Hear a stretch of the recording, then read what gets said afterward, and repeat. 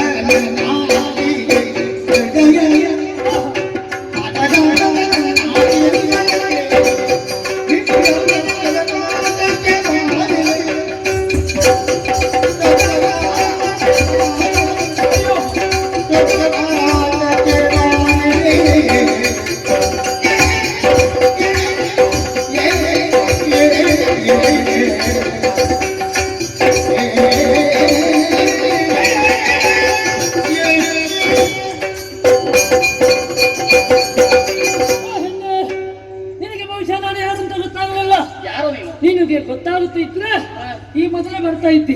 ಹೌದಾ? ಹೌದೌದು. ಇನ್ನು ಯೋಗ ಅಂತ ಎನ್ನುವ ಹಾಗೆ ಯೋಚನೆ ಮಾಡಿದ್ರೆ ತಪ್ಪಾಗ್ಲಿಕ್ಕಿಲ್ಲ. ಇಲ್ಲಿದ್ಯಲ್ಲ, ಇನ್ನಂತವರು ಎಲ್ಲಿರ್ಬೇಕಾದವರು ನಮ್ಮ ಲೋಕದಲ್ಲಿರುವವರು. ಬೇರೆ ಲೋಕವ? ನಾನು ಇಲ್ಲಿ ಅವನಲ್ಲ, ಮತ್ತೆ ನಾನು ಮೇಲಿಂದ ಕೆಳಗಿಳಿದವ. ಮೇಲ್ಲೋಕ? ಹೌದೌದು. ದೇವಲೋಕ? ಯಕ್ಷಲೋಕ. ಯಕ್ಷಲೋಕ? ಹೌದೌದು. ಅಲ್ಲಿ ಅಲಕಾವತಿಯಿಂದ ಬಂದದ್ದು ನಾನು. ಹೌದಾ? ಹೌದೌದು. ಅಲಕಾವತಿ ಕುಬೇರ? ಕುಬೇರ ನನ್ನ ಮಿತ್ರ.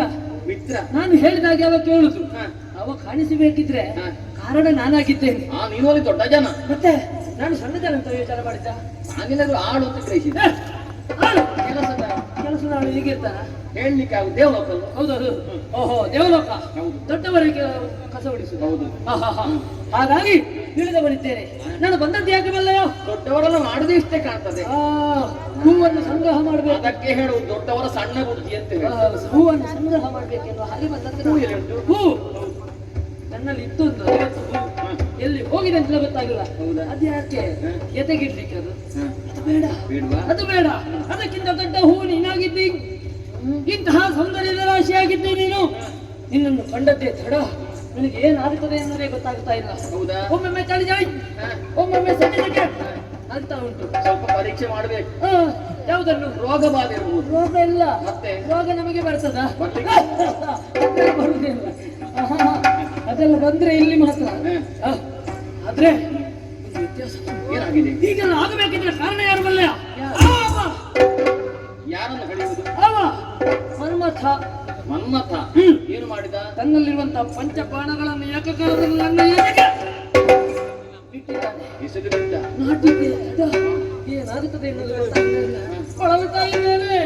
ಅಯ್ಯೋ, ಏನು ಮಾಡಬೇಕೆನ್ನುವುದೇ ಗೊತ್ತಾಗ್ತಾ ಇಲ್ಲ. ಇದಕ್ಕೆ ಪರಿಹಾರ ಒಂದೇ. ಸೌಂದರ್ಯವಾದಿಯಾದಂತಹ ನೀನು ಇಲ್ಲಿ ಇರುವುದಲ್ಲ. ನಿನಗೆ ದೊಡ್ಡದೊಂದು ಲೋಕವನ್ನೇ ತೋರಿಸ್ತೇನೆ. ಆದ್ದರಿಂದ ಇಲ್ಲಿ ನಿನಗೆ ಸುಖ ಇಲ್ಲ. ನಿನಗೆ ಸುಖ ಅಂದ್ರೆ ಏನು ಅಂತಲೇ ಗೊತ್ತಿಲ್ಲ. ಸುಖ ಎನ್ನುವುದನ್ನು ತೋರಿಸ್ತೇನೆ. ಈ ಮದಿರಾಕ್ಷ ತೋರಿಸ್ತೇನೆ. ಬಾ,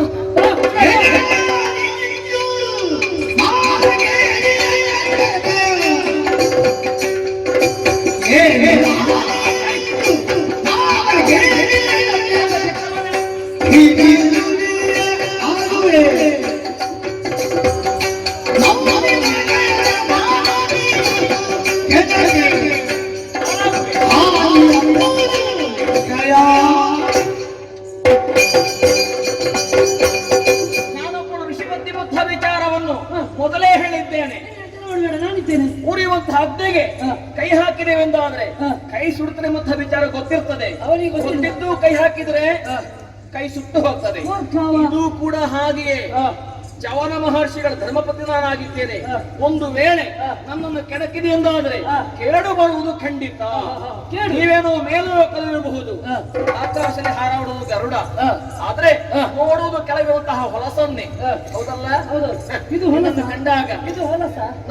ನನಗೊಬ್ಬಳಕ್ಕೆ ರಾಜಕುಮಾರಿ ನೆನಪಾಗ್ತದೆ. ರಾಜಕುಮಾರಿ? ಹೌದಪ್ಪ. ರಾಜಕುಮಾರಿಯೊಬ್ಬಳು ಹುಟ್ಟಾರಂತಹ ನಾಯಿ ಮರಿಯೊಂದನ್ನು ಸಾಕಿದಲ್ಲ ಅಂತ.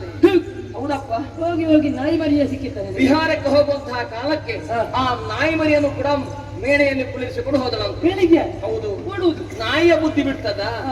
ಹೊಲಸನ್ನು ಕಂಡಾಗ ಕೆಳಗೆ ಹಾರಿ ಬಿಟ್ಟಿದ್ದು. ಇದು ಕೂಡ ಹಾಗೆ. ಮೇಲ್ಲೋಕದವರು ನೀವು, ಕೆಳಗಿರುವಂತಹ ಹೊಲಸು ನಿಮಗೆ ಬೇಕಾಗಿದೆ ಅಲ್ವಾ? ಈಗ ನಾನು ಮದುವೆಯಾದಂತಹ ಹೆಣ್ಣಿದ್ದೇನೆ. ಮದುವೆ ಆದಂತಹ ಹೆಣ್ಣು ಮಗಳಿದ್ದರೆ ಉದ್ದೇಶಿಸಿದಂತಹ ಎಂಜಲು ಎಲೆ ಅಂತಲೇ ಅರ್ಥ. ಚಿಂತೆ ಇಲ್ಲ ನಮಗೆ. ಹೌದಾ? ಎಂಜಲ ಎಲೆಯೂ ಕೂಡ ಆಗ್ತದೆ. ಎಂಜಲ ಎಲೆ ನಕ್ಕುವುದೇ ಓದು. ಅವ ಎಂತದ್ದು ಎಂಜಲ್ ಮಾಡುದು? ಅದು 4 ಕಣ್ಣ ಪ್ರಾಣಿ. ಅದು ನಾಯಿ. ನಾಯಿ ಬುದ್ಧಿ ನೀನು ಕೇಳುವುದಿಲ್ಲ, ಕೇಳುವುದಿಲ್ಲ.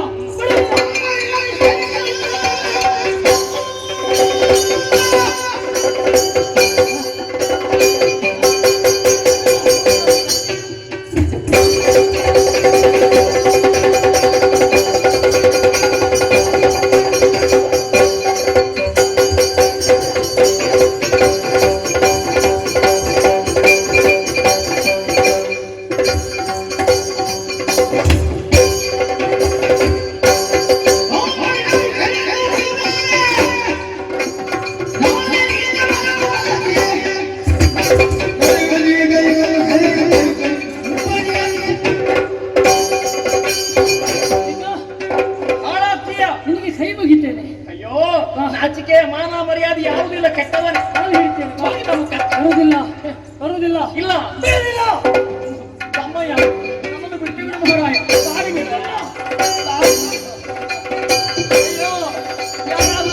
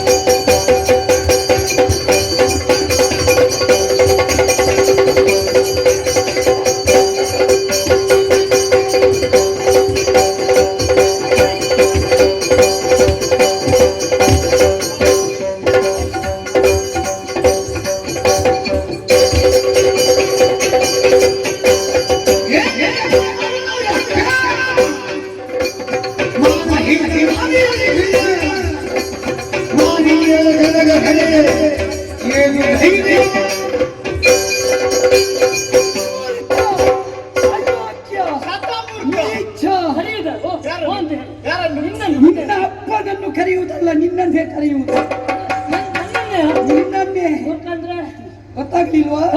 ನಿನಗೆ ಈಗೆಲ್ಲ ಗೊತ್ತಾಗ್ಲಿಕ್ಕಿಲ್ಲ. ಈ ಪೊಗಳುವುದಕ್ಕೆ ನೀನು ಪೊಗಳುವುದು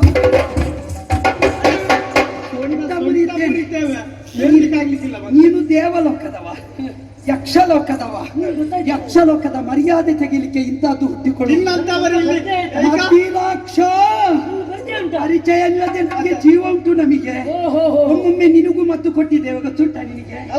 ಈಗ ಗೊತ್ತಾಯ್ತು ನಾವು ಕೊಟ್ಟ ಮದ್ದು ಇವಳಿಗೆ ಫಲಿಸಿದೆ. ನಿನಗೆ ಆರೋಗ್ಯ ಸರಿ ಇಲ್ಲದಕ್ಕೆ ನಾವೇ ಕೊಟ್ಟದ್ದು. ನಿನಗೆ ಕುಡಿಯುವಾಗ ಗೊತ್ತಿಲ್ಲ ನಮಗೆ ಎಲ್ಲಿಂದ ಬಂತು ಮತ್ತೆ ನಾನು ಜನ ಕಳಿಸಿದ್ದು, ಕುಬೇರನನ್ನು ಕಳಿಸಿದ್ದು. ಹೌದಾ? ಗೊತ್ತಾಗಿದೆ ನಿನಗೆ. ಈ ಸಲ ಯಜಮಾನರ ಪರಿಚಯವೇ ಆಗಿಲ್ಲ. ಮರ್ಯಾದೆಯಲ್ಲಿ ಹೇಳ್ತೇನೆ, ಮದಿರಾಕ್ಷ. ಮತಿರ ಅಂದ್ರೆ ಮತ್ಯ ಅಂತ ಅರ್ಥ.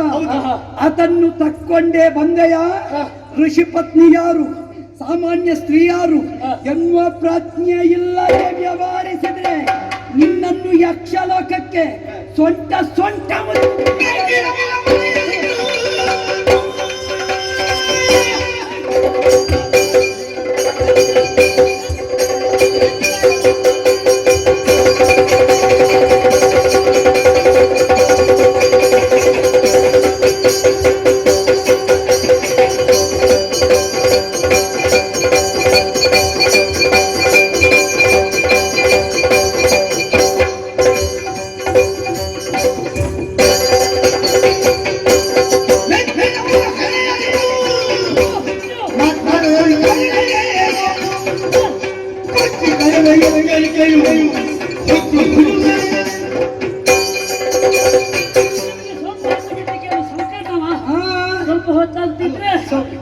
ತೊಂದರೆ ಇಲ್ಲ.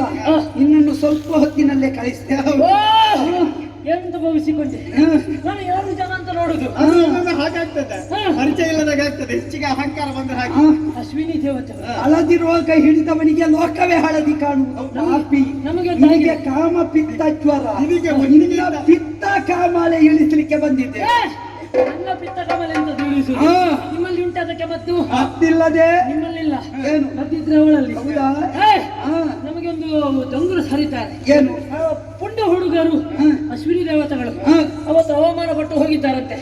ಅವರನ್ನು ಎಳೆದು ತರಬೇಕೆನ್ನುವ ಹಾಗೆ ಇಲ್ಲಿ ಬಂದು ನಾನು ಮಾಡುವಂತಹ ಕಾರ್ಯಕ್ಕೆ ಅಡ್ಡ ನಿಂತಿದ್ದೀರಾ? ದೊಡ್ಡಕ್ಕೆ ನಿಮಗೆ ಬೇಕಾ?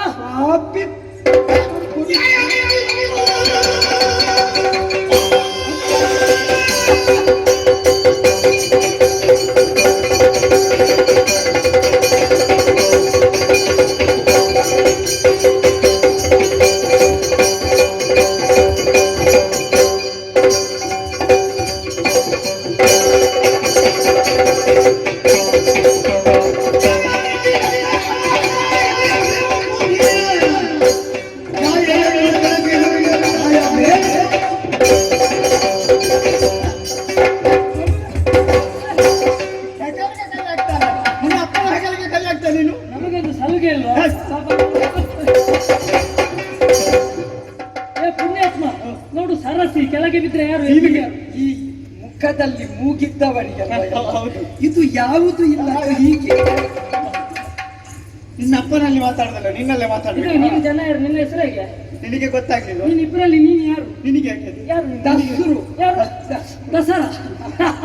ಈ ಸಲ ದಸರಾದಲ್ಲಿ ಕೊನೆ ಬಲ್ಲಿ ನಿನ್ನದ್ದು. ನೀನು ಭಾರಿ ಪೂಜೆಗೆ ಪಾಪಿ. ಎಂತ ವಿಷಯ? ಆಕಾಶ ಮಾನದಲ್ಲಿ ಇರ್ತವರು ನಿನ್ನನ್ನು ನೋಡಿದ್ದೇವೆ. ನೀನು ಮಾಡುವಂತಹ ಕೃತ್ಯವನ್ನು ಕಣ್ಣಾರ ಕಂಡಿದ್ದೇವೆ.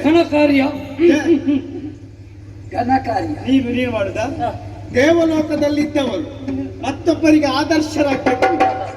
ಅದರ ಬದಲಾಗಿ ಬೇಡದಕ್ಕೆ ನೀವು ಪ್ರಚೋದನೆ ಕೊಟ್ಟ ಹಾಗಾಗ್ತದೆ. ಹೆಣ್ಣು ಒಲಿದು ಬರಬೇಕು. ಎಂತದ್ದು ಒಲಿದು? ಪಾಪಿ ಇಂಥದ್ದೆಲ್ಲ ಮಾಡಿದ್ರ ನಾಳಿನ ದಿವಸ ಪ್ರತಿಯೊಬ್ಬರು ಮಾಡ್ಯಾರು. ಅದಕ್ಕೆ ಖಾಲಿ ಸ್ಥಾನದಲ್ಲಿ ನಿನಗೆ ಒಂದು ಸ್ಥಾನ ಉಂಟು, ನಿನಗೊಂದು ಮಾನ ಉಂಟು. ಅದನ್ನು ಉಳಿಸಿಕೊಳ್ಳುವಲ್ಲಿ ನೀನು ಮಾನವತೆಯ ಮುಂದೆ ತಲೆ ಎತ್ತುವ ಹಾಗೆ ಮಾಡಬೇಕು, ಆದರ್ಶ ತೋರಿಸಬೇಕು.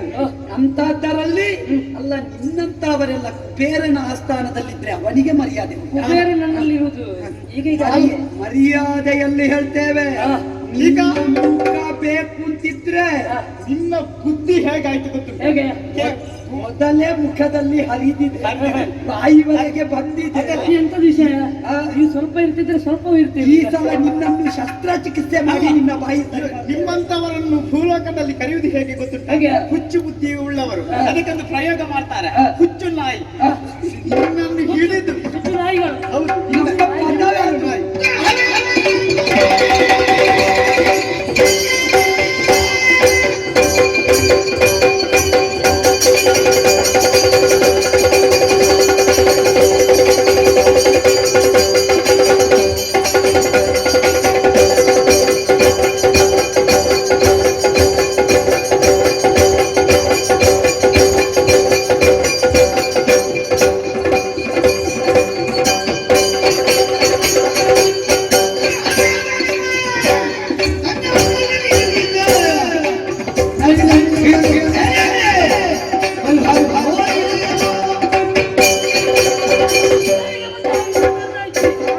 ಏನು ಪ್ರತ್ಯುತ್ತರ ಕೊಡುದಿಲ್ಲ ಅಂತ ಅನ್ನೋ ಹಾಗೆ ಭಾವಿಸಿದ್ರಾ? ನೀನು ಮಾಡಿದ ಹೀನ ಕೃತ್ಯಕ್ಕೆ ಹಾಗೆ ಆಡಿದ್ದು. ಇಷ್ಟು ಮಾತಾಡಿದ್ದು ನೀನು ಮಾತಾಡಿದಲ್ವಾ? ಪ್ರತ್ಯುತ್ತರಲ್ವಾ? ಏಯ್! ನಾನು ಹೋದದ್ದೇ ದಾರಿ. ಹೌದಾ? ಅಡಿತ ಬಂತು ತಡೆಯುವ ಸಾಮರ್ಥ್ಯ ಉಂಟು ಅಂತಾದ್ರೆ ಹಾ. ನಿಮಗೆ ಬದುಕಿಲ್ಲ. ನಿನಗೆ ಒಂದು ಕತೆ ಹೇಳ್ತೇನೆ, ಕಥೆಯ? ತಿದ್ದಿಕೊಂಡು ನಡೆಯಬೇಕು. ಬಹುಮಂದಿ ಒಂದು ದೋಣಿಯಲ್ಲಿ ಪ್ರಯಾಣ ಮಾಡ್ತಾ ಇದ್ರಂತೆ. ಆವಾಗ ಒಬ್ಬವನ್ನು ಹಂದಿಯನ್ನು ಹಿಡ್ಕೊಂಡು ಬಂದ. ಹಂದಿ? ಈ ದೋಣಿ ಹೋಗುವಾಗ ಈಗ ನಿನಗೆ ಆಗುದಿಲ್ವಾ? ಅಲ್ಲ, ಆ ದೋಣಿಯಲ್ಲಿ ಹೋಗುವಾಗ ಈ ಹಂದಿ ಉಂಟಲ್ಲ, ಆಚೆ ಈಚೆ ಹೋಗುವುದು, ಇದು ನಿಲ್ಲುವುದೇ ಇಲ್ಲ. ದೋಣಿ ನಡೆಸುವವ ಹೇಳುವುದು, ದೋಣಿ ಮುಳುಗುತ್ತದೆ, ಏನು ಮಾಡುವುದು ಅಂತ. ಆವಾಗ ಅದರಲ್ಲಿ ಒಬ್ಬ ಪಂಡಿತ ಇದ್ದ. ಪಂಡಿತ? ಅವನಿಗೆ ತಲೆ ಇತ್ತು. ಅವ ಏನು ಮಾಡಿದ, ಈ ಹಂದಿಯನ್ನು ತೆಗೆದು ಸಮುದ್ರಕ್ಕೆ ಹಾಕಿದ. ಹೋಯ್ತಾಚೆ. ಹೋದಂತೆಂತದ್ದು, ಹೋಗ್ಲಿ, ಹೋಗ್ಲಿ. ಹಂದಿಗೆ ಲೋಕ ಇಲ್ಲ, ಹಾಗೆ ಬದುಕಿಸಿದ್ದ ಹೀಗೆ ಮಾಡ್ತಾ ಬಂದದ್ದೆ. ಮತ್ತೆ ಎತ್ತಿ ಮೇಲೆ ಹಾಕಿದ. ಮೂಲೆಯಲ್ಲಿ ಕೂತ ಹಂದಿ ಆಚೆ ದಡ್ಡ ಸೇರುವಲ್ಲಿವರೆಗೆ ಸುದ್ದಿ ತೆಗೆಯಲಿಲ್ಲ. ಮತ್ತೆ ನೀರಿಗೆ ಹಾಕಿದ್ರೆ ಈ ಹಂದಿಯನ್ನು ಸರಿ ಮಾಡಬೇಕು, ಬುದ್ಧಿಯೇ ಸರಿ ಮಾಡಬೇಕು. ಗೊತ್ತಿಲ್ಲ. ನೋಡುವ ನೋಡುವ.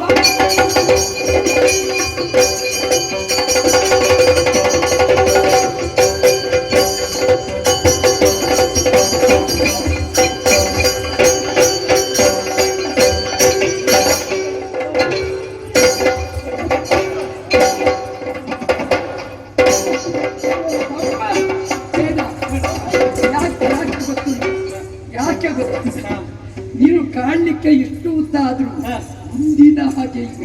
ಈಗ ನನಗೆ ಅವರಲ್ಲಿ ಮಾತಾಡ್ಲಿಕ್ಕೆ ಉಂಟು. ನನ್ನಲ್ಲಿ ಮಾತಾಡಿ ಹೆಣ್ಣು ಹೆಣ್ಣು ಎನ್ನುವ ಶಬ್ದ ಕೇಳುವಾಗ ಇವನು ಹುಚ್ಚು ಬಿಡಬೇಕು. ನನ್ನಲ್ಲಿ ಮಾತಾಡಿದ್ರೆ ನೀನು ಪಾಪಿ ಮಗ ಅತ್ಯ. ನೀನು ನನ್ನಲ್ಲಿ ಮಾತಾಡಿದ್ರೆ ನೀನು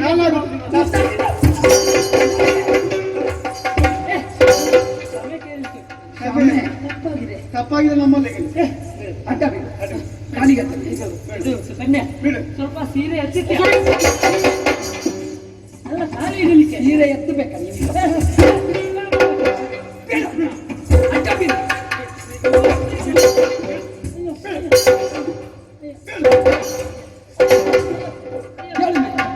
ಹೇಳು, ಹೇಳು.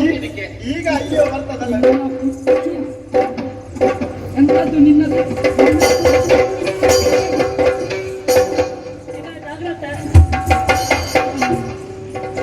ಜಾಗ್ರತೆ.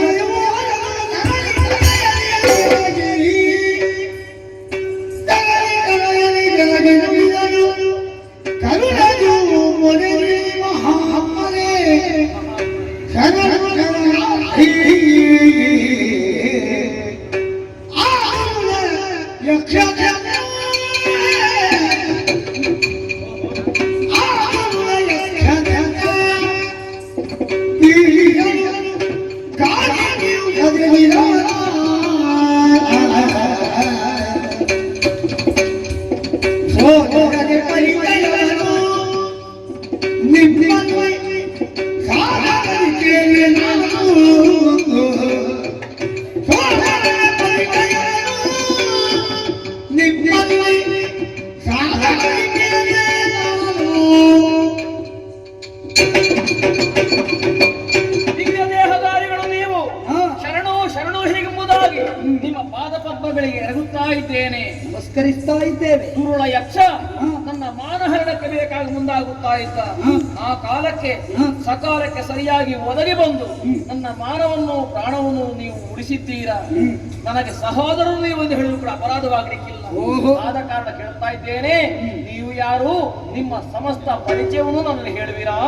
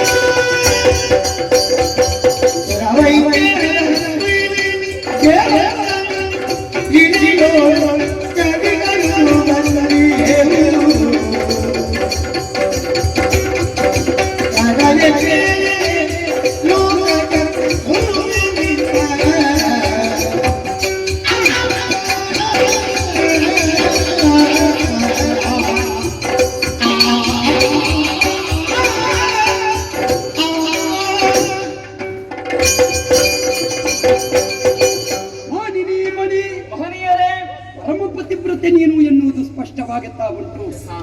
ಹೆಣ್ಣಾಗಿ ಹುಟ್ಟಿ ಮಹಿ ಧರ್ಮವನ್ನು ಅರ್ಥ ಮಾಡಿಕೊಂಡು ನಿನ್ನ ತನವನ್ನು ಬೆಳೆಸುವುದಕ್ಕಾಗಿ ನೀನು ಚಡಪಡಿಸ್ತಾ ಇರುವುದನ್ನು ಕಣ್ಣಾರೆ ಕಂಡವರು ನಾವು.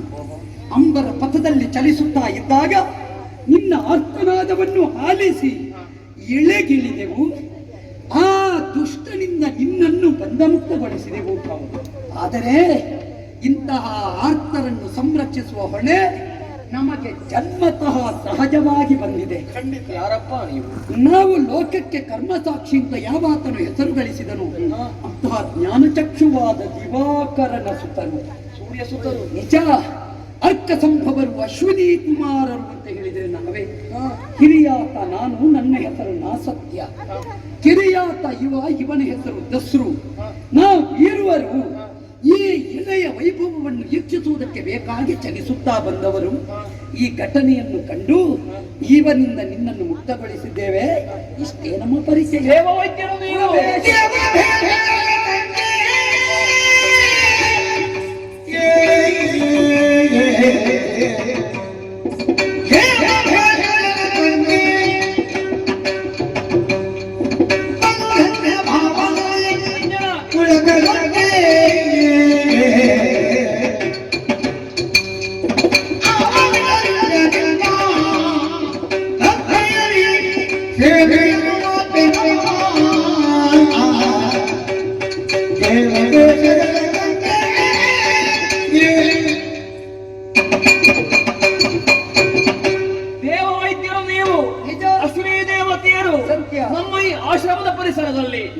ನಮ್ಮ ಈ ಆಶ್ರಮ ಪರಿಸರ ಇಂದು ಸ್ವರ್ಗ ಸದೃಶವಾಯಿತೆಂಬುದಾಗಿ ಹೇಳಿದ್ರು ಕೂಡ ಅಪರಾಧವಾಗಲಿಕ್ಕಿಲ್ಲ.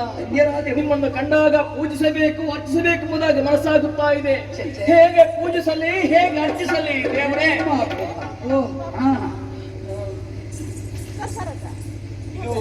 ಇಲ್ಲಿಗೆ ಬರುವುದಕ್ಕೆ ಕಾರಣ ಏನು? ನನ್ನಿಂದ ಯಾವ ಸೇವೆ ಆಗಬೇಕು ಹೇಳಿದ್ರಿಂದ ಆದ್ರೆ ಅರ ಕ್ಷಣದಲ್ಲಿ ಮಾಡಿ ಪೂರೈಕೆ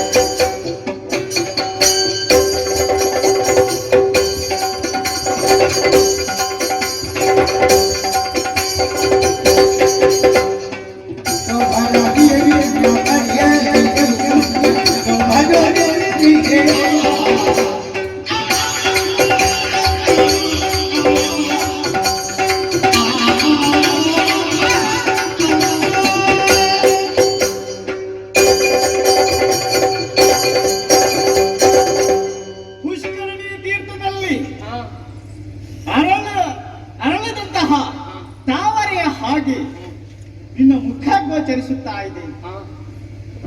ಸರೋವರದಲ್ಲಿ ಹುಟ್ಟಿದಂತಹ ಒಂದು ತಾವರೆ ಕಾದ ಬಂಡೆಕಲ್ಲ ಮೇಲೆ ಬಿದ್ದರೆ ಅದು ಏನಾಗ್ತದೆ? ಬಾಡಿ ಬಸವಳಿದು ಹೋಗ್ತದೆ. ಖಂಡಿತ ನಿನ್ನ ಪರಿಸ್ಥಿತಿ ಅದೇ ರೀತಿ ಆಗಿದೆ ಎಂಬುದಾಗಿ ನಾವು ಅರ್ಥ ಮಾಡಿಕೊಂಡಿದ್ದೇವೆ.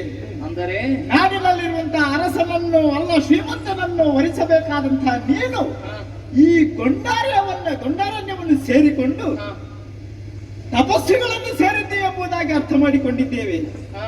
ಇಲ್ಲಿದ್ದು ಭಸ್ಮಲೇಪನವ, ಅದೆಲ್ಲ ಗಂಧ ಚಚ್ಚುವುದ, ಅದ ತುಳಸಿ ನೀರು ಬಿಡುವುದ, ತುಳಸಿ ಅರೆಯುವುದ, ಹೌದು ಇದೇ ಆಗಿ ಹೋಗ್ತದೆ ನಿನ್ನ ಜೀವನ.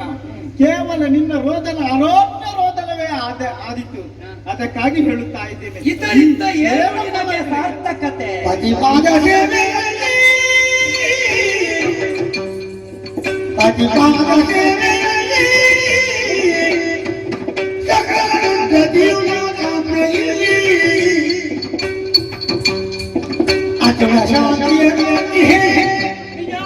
ಈ ಸುಖವೇ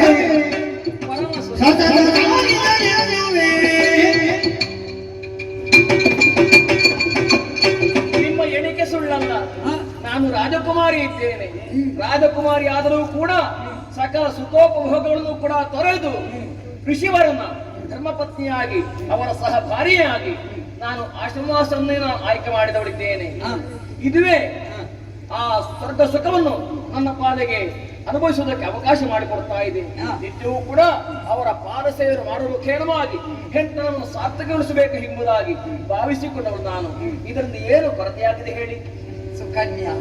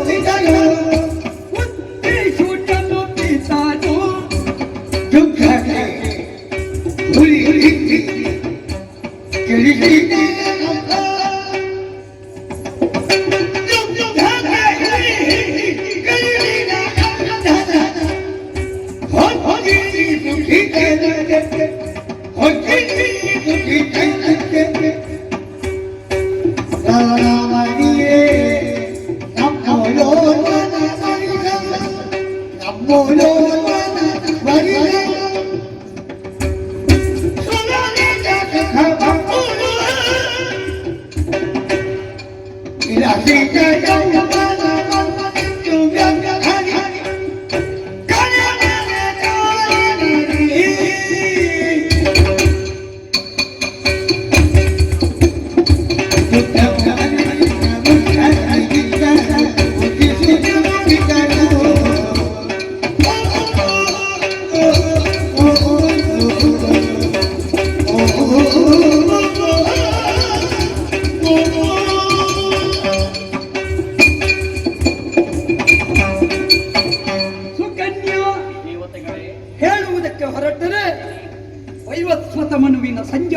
ಮಹಾರಾಜನಾದಂತಹ ಹ, ಆ ಶರಿಯಾತಿ ಮಹಾರಾಜನ ಪುತ್ರಿ ನೀನು. ಹೌದು.